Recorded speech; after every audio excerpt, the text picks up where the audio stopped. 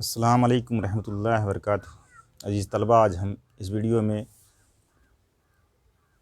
सबक नंबर 11 दायरा सर्कल की एक्सरसाइज नंबर 42 का दूसरा सवाल देखेंगे। इससे पहले हमने पहला सवाल बताया है और पहले सवाल को हल करने के लिए फार्मूला बताया गया था। वही दो फार्मूले इसमें भी इस्तेमाल होंगे। तो आइए इसका दूसरा सवाल देखते हैं। दूसरा सवाल आपका स्क्रीन पर दिख रहा है। एक दायरे का मुहीत 176 सेंटीमीटर है, इसका निष्कुत्र मालूम कीजिए। सवाल को पढ़ करके हम लिख लेंगे। दूसरा सवाल हल करना है। हल लिखेंगे, मुहीत 176 सेंटीमीटर है और उसका निष्कुत्र मालूम करना है। क्या मालूम हमको? मुहीत यानी सी मालूम है। तो सी का जाता लगाएंगे किस शक्ल में? निष्कुत्र यानी आर की शक्ल में। तो ये आपका हो जाएगा सी बराबर 2 पाई आर। दूसरा जाता क्या होता है? सी बराबर पाई डी। तो वो हमको नहीं लगाना है, पाई डी वाला नहीं लगाना है, हमको आर मालूम करना है। तो डायरेक्ट हम आर मालूम कर लेते हैं। पाई डी डी निकालने के बाद फिर हमको वापस से निष्कुत्र निकालना रहेगा। इसलिए हम पहले से ही इसका ख्याल रखेंगे कि सी बराबर 2 पाई आर वाला जाप्ता यानी निष्कुत्र वाला जाप्ता लगाते हैं। इसमें कीमत रख देंगे 176 बराबर 2 जरब 22/7 जरब आर। ये जो कीमत मुहित की दी रहती है आमतौर से ऐसी रहेगी कि आप आसानी के साथ पहाड़े से कट जाएगी। जो दिया रहेगा इसमें 30 जरब कर लेते हैं। 176 बटे 1 करके 30 जरब कर लेंगे। जरब 7 बराबर 2 जरब 22 जरब आर। इसलिए आर बराबर यही लिखना आना चाहिए। ये 2 जरब 22 इसके नीचे चला जाएगा।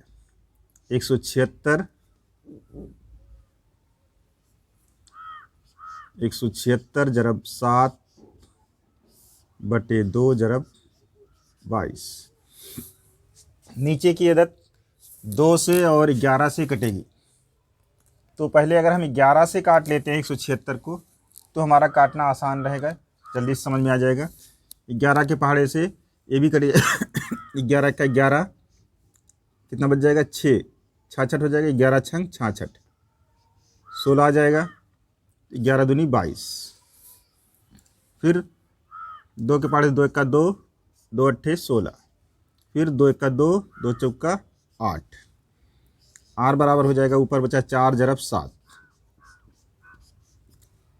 ये बराबर हो जाएगा 28 सेंटीमीटर। क्योंकि मुहित सेंटीमीटर में है इसलिए निष्कुत्र भी सेंटीमीटर में आएगा। इस बात का ध्यान रखा जाएगा कि इकाई जो है सही लिखी जाए, उसका भी नंबर मिलता है। आर बराबर 28 सेंटीमीटर यानी यही निष्कुत्र हो गया। आर को अंग्रेजी में रेडियस कहते हैं और इसी को उर्दू में निष्कुत्र कहा जाता है। इसके बाद तीसरा सवाल है। तीसरा सवाल आइए देखते हैं, स्क्रीन पर दिख रहा है। एक दायरे नुमा बाग का निष्कुत्र 56 मीटर है। बाग के इर्द गिर्द 4 फेरों वाली तार की बाड़ लगाने के लिए 40 रुपये फी मीटर के हिसाब से कितना खर्च आएगा? एक दायरा नुमा बाग है, उसके गिर्द 4 फेरों का तार का बाड़ लगाना है।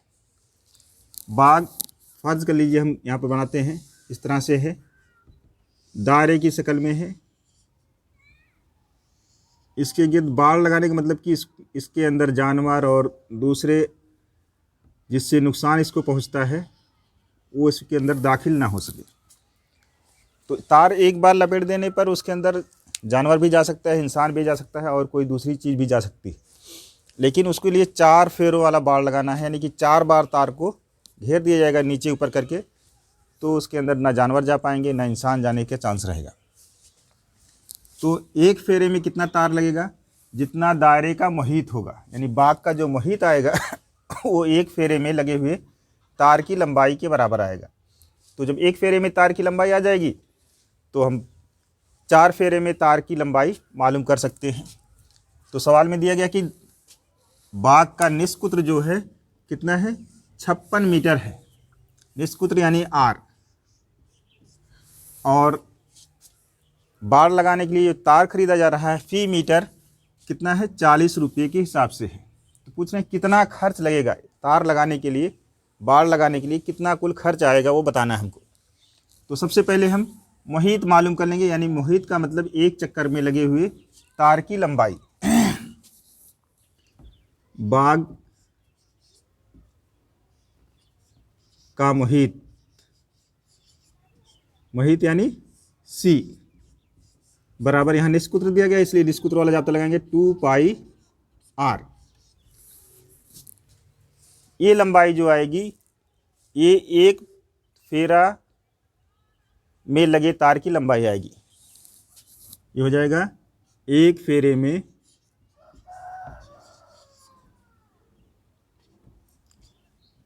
में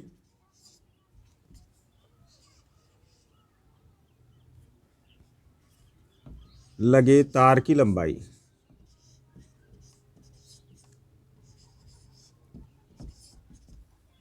ये बराबर कैसे आ जाएगा, 2 जरब पाई की जहाँ पर 22/7 जरब आर की जहाँ पर 56। काट देंगे, 7 का 7, 7 अठे 56, कितना बच जाएगा, 2 जरब 22 जरब 8।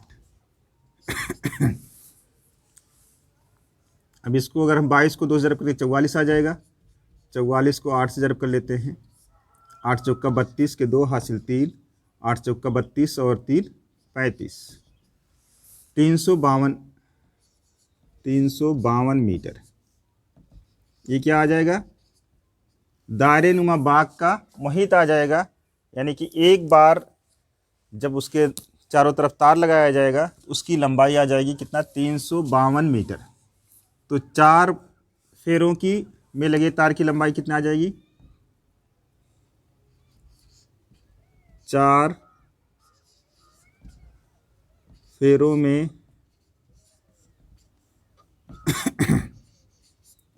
लगे तार की लंबाई, तार की कुल लंबाई बराबर हो जाएगा 4 जरब 352। 352 को 4 से जरब कर देंगे, 4 दूनी 8 हो जाएगा, 4 पच्चे 20 के 0 और 4 तियाँ 12 और 2 14, कितना हो जाएगा, 1408 यानी 1408 मीटर तार लगेगा। अब कह रहे हैं कि 1 मीटर तार की कीमत कितनी है, 40 रुपये है। तो हम लिखेंगे कुल तार की कीमत या बाड़ लगाने का खर्च तार का बाड़ लगाने का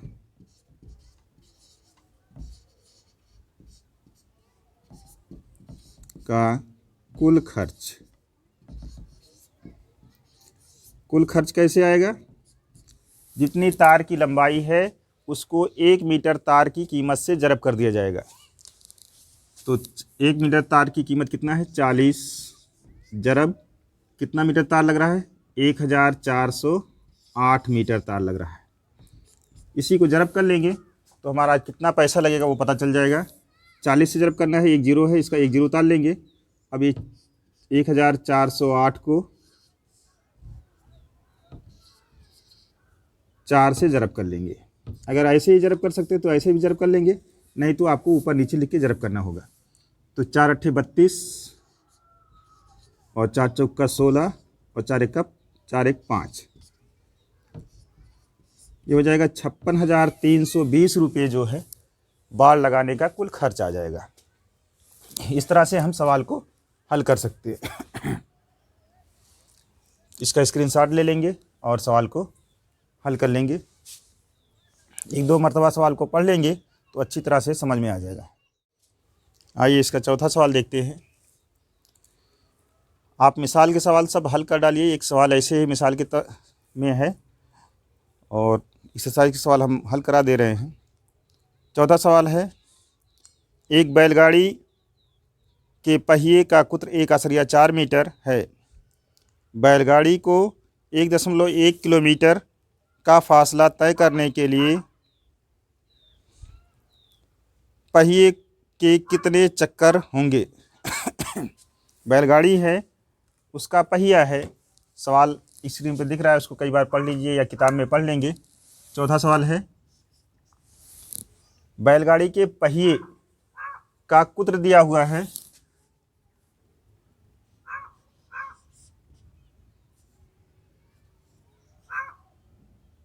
पहिए का कुत्र 1.4 मीटर। और बैलगाड़ी को क्या करना है, 1.1 किलोमीटर फासला तय करना है। फासला बराबर कितना है,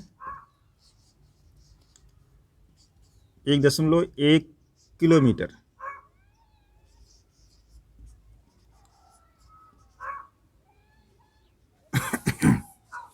दो चीज़ दी गई है।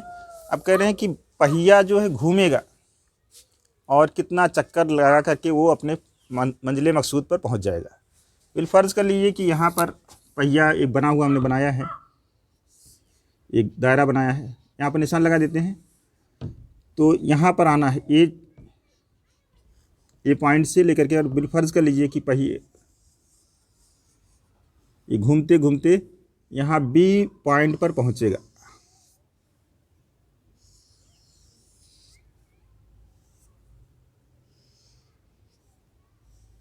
चक्कर काटते काटते इस बी पॉइंट पर पहुंचा। ए से बी फासला कितना है, 1.1 किलोमीटर।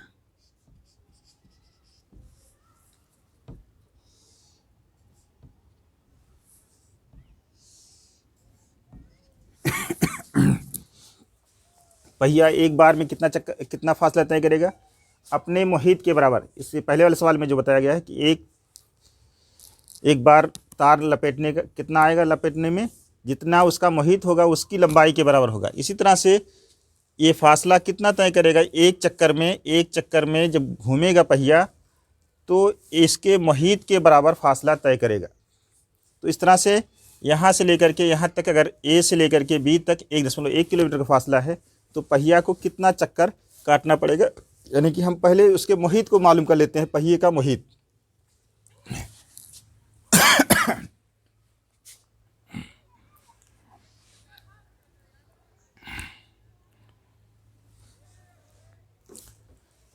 तो मुहित का जाप्ता, पहिए का मुहित हम पहिए का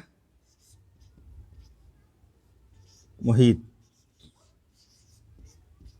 इसी को अगर हम सी कहते हैं, ए सी होता है, ये मालूम कर लेते हैं पहिए। तो जाप्ता लिखेंगे सी बराबर, कुत्र दिया गया है तो पाई डी का जाप्ता लगेगा। सी बराबर पाई डी, ये बराबर हो जाएगा 22/7 जरब 1/4। ये क्या आ जाएगा, एक चक्कर में तय किया गया फासला।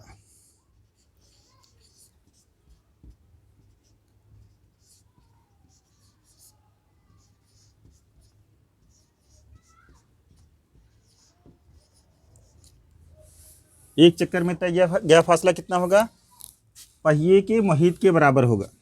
तो इसको काट देंगे, 7×7, 0 लगाएंगे, असरिया लगाएंगे, फिर 14 हो जाएगा, 7 दूनी 14। अब ये बराबर हो जाएगा 22 जरब 0/2। इसको ज़रब करेंगे तो कितना हो जाएगा, 2 से ज़रब करेंगे, 2 दूनी 4, 2 दूनी 4, एक अदद के बाद असरिया लग जाएगा, मीटर। एक चक्कर में पहिया कितना फासला तय करता है, 4/4 मीटर तय करता है। और कुल फासला कितना है, 1/1 किलोमीटर है। तो इसको हम मीटर में बदल लेंगे। तो हमको मालूम है 1 किलोमीटर मीटर बराबर कितना होता है, 1000 मीटर होता है। ये आपको फार्मूला मालूम होना चाहिए। इसलिए 1.1 किलोमीटर में कितना हो जाएगा, 1.1 जरब 1000, ये बराबर हो जाएगा 11 के आगे 3 जीरो लग जाएगा, लेकिन एक अदद के बाद असरे लग जाएगी, यानी 1100 मीटर हो जाएगा। कुल फासला कितना हो जाएगा? 1100 मीटर। तो चक्कर की तादाद कितनी हो जाएगी? चक्कर की तादाद बराबर हो जाएगा कुल फासला बटे एक चक्कर में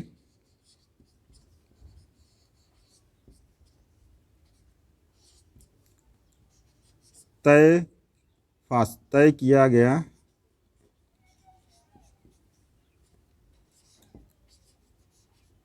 फासला। तो कुल फासला कितना है?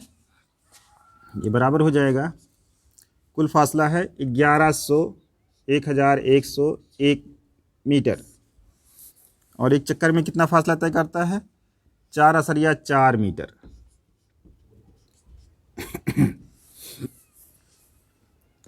ये बराबर हो जाएगा। अब आसरिया हटा देंगे, यहाँ पर भी आसरिया लगा के 1 0 बढ़ा देंगे, है ही इसमें।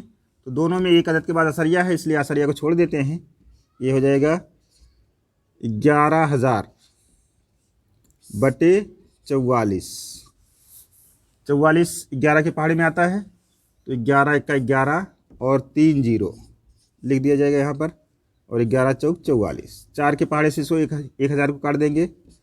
4 1 का 4, 4 दूनी 8, कितना बचेगा? 2, 20 हो जाएगा। 4 5 20 और 1 0 बच जाएगा, 250। ये क्या आ जाएगा? चक्कर। बैलगाड़ी के पहिए को एक असर या 1 किलोमीटर का फासला तय करने के लिए 250 चक्कर लगाने होंगे। ये आंसर हो जाएगा। सवाल को पढ़ लेंगे, और पढ़ने के बाद देखिए इसमें यही है कि एक चक्कर में ये पहिया घूम करके जितना आएगा यहाँ पर अगर पहुँचेगा तो इसके ज़रिए एक चक्कर में तय किया गया फासला हो जाएगा। और एक चक्कर में तय किया गया फासला आ गया तो कितना फासला है, उसमें कितने चक्कर लगाने पड़ेंगे, वो आप चाहे बैलगाड़ी से जाइए, चाहे बाइक से जाइए, चाहे 4 व्हीलर से जाइए, इसी तरह से आप सवाल में कोई कुछ भी रहेगा तो हम इसी तरह से सवाल को हल कर सकते हैं। कुल फासला मालूम हो और एक चक्कर में कितना फासला तय करता है, या आप ये समझिए कि चक्कर वाला मामला छोड़ दीजिए कि आप कितने कदम चलेंगे तो फासला तय हो जाएगा। तो एक कदम में जितना फासला है उसको पूरे फासले को तकसीम कर देंगे तो आपका कितने कदम लगेंगे वो पता चल जाएगा। कि वही चीज़ यहाँ पर है कि कितने चक्कर लगाने पड़ेंगे बैलगाड़ी के पहिए को। इस तरह से आपका ये एक्सरसाइज ख़त्म हो जाती है। जज़ाकल्लाहु खैरा।